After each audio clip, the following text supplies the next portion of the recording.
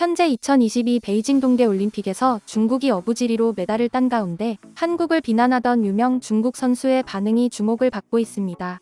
어떤 일이 있었던 걸까요?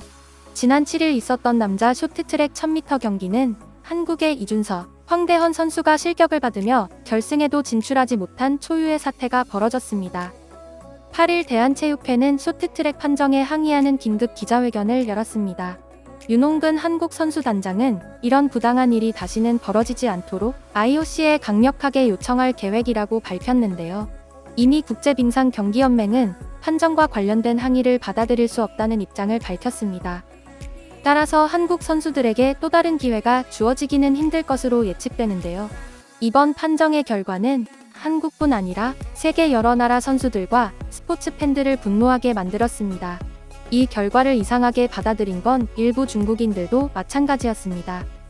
과거 선수 시절부터 한국팀을 상대로 고의적인 몸싸움을 붙였던 중국 전 국가대표 쇼트트랙 선수인 왕멍.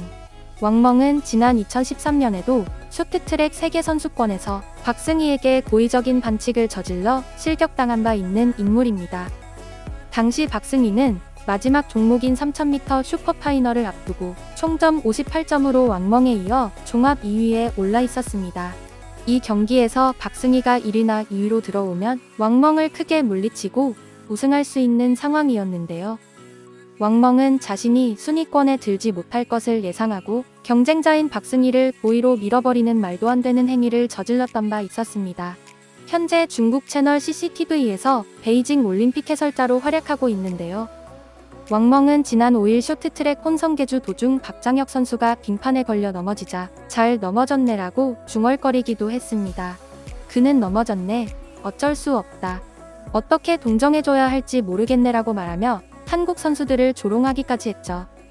그렇게 한국팀과 좋지 않은 인연으로 엮여 있으며 한국을 이기기 위해 비겁한 짓을 저질렀던 왕멍도 황대헌의 실격 판정에 어머나 이건 정말 의외라며 뜻밖의 결과에 놀라는 반응을 보였는데요. 황대헌의 추월 과정에서 중국 선수들과 별다른 접촉이 없었는데도 실격 판정을 받은 것에 대해 놀라움을 나타낸 것이었습니다. 아이러니하게도 왕멍은 빅토르안과 깊은 인연이 있습니다.